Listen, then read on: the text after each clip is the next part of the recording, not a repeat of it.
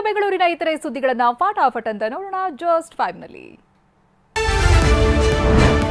ಬೆಂಗಳೂರು ದಕ್ಷಿಣ ಲೋಕಸಭಾ ಕ್ಷೇತ್ರದಲ್ಲಿ ಚುನಾವಣಾಧಿಕಾರಿಗಳು ಮತ್ತು ಪೊಲೀಸರು ಭರ್ಜರಿ ಬೇಟೆಯಾಡಿದ್ದಾರೆ. ಪೇಟಿಎಂ ಲೇಔಟ್ನ ಗೋದಾಮೊಂದರಲ್ಲಿ ಬರೋಬ್ಬರಿ 1681 ಎಲ್ಇಡಿ ಟಿವಿಗಳನ್ನು ಜಪ್ತಿ ಮಾಡಿದ್ದಾರೆ. ಒಟ್ಟು 1.84 ಕೋಟಿ ರೂಪಾಯಿ ಮೌಲ್ಯದ ಎಲ್ಇಡಿ ಟಿವಿಗಳನ್ನು ವಶಪಡಿಸಿಕೊಂಡಿರುವ ಬಗ್ಗೆ ಚುನಾವಣಾ ಆಯೋಗ ಪ್ರಕಟಣೆಯಲ್ಲಿ ತಿಳಿಸಿದೆ. ಮಾನವ ಹಕ್ಕುಗಳ ರಕ್ಷಣೆ ಸಮಿತಿ ಹೆಸರಿನಲ್ಲಿ ಹಣ ವಸೂಲಿ ಮಾಡುತ್ತಿದ್ದ ಮೂವರನ್ನ ಸೋಲದೇವನಹಳ್ಳಿ ಪೊಲೀಸರು ಬಂಧಿಸಿದ್ದಾರೆ. ರವಿಚಂದ್ರ, ರಮೇಶ್ ಹಾಗೂ ಪವನ್ ಬಂಧಿತ ಆರೋಪಿಗಳು.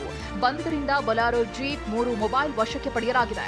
ಫುಡ್ ಫ್ಯಾಕ್ಟರಿ ಒಂದಕ್ಕೆ ದಾಳಿ ಮಾಡಿದ್ದ ಆರೋಪಿಗಳು ಮಾಸ್ಕ್ ಹಾಕಿಲ್ಲ, ಸುರಕ್ಷತಾ ನಿಯಮ ಪಾಲಿಸಿಲ್ಲ ಅಂತ ಬೆದರಿಕೆ ಹಾಕಿ ಹಣ ವಸೂಲಿಗೆ ಯತ್ನಿಸಿದ್ರಂತೆ.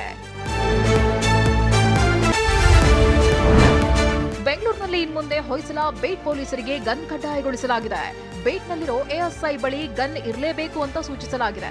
ಯಾವುದೇ ಕೃತ್ಯ ನಡೆದರೆ ಆ ಸ್ಥಳದಲ್ಲಿ ಆರೋಪಿಗಳ ಕೈಯಲ್ಲಿ ಯಾವ ಮಾರಕಾಸ್ತ್ರ ಇರುತ್ತೋ ಗೊತ್ತಿಲ್ಲ. ಹೀಗಾಗಿ ಸ್ವಯಂ ರಕ್ಷಣೆಗಾಗಿ ಗನ್ ಇದ್ರೆ ಸಹಕಾರಿಯಾಗುತ್ತೆ ಅಂತ ಹೇಳಲಾಗಿದೆ.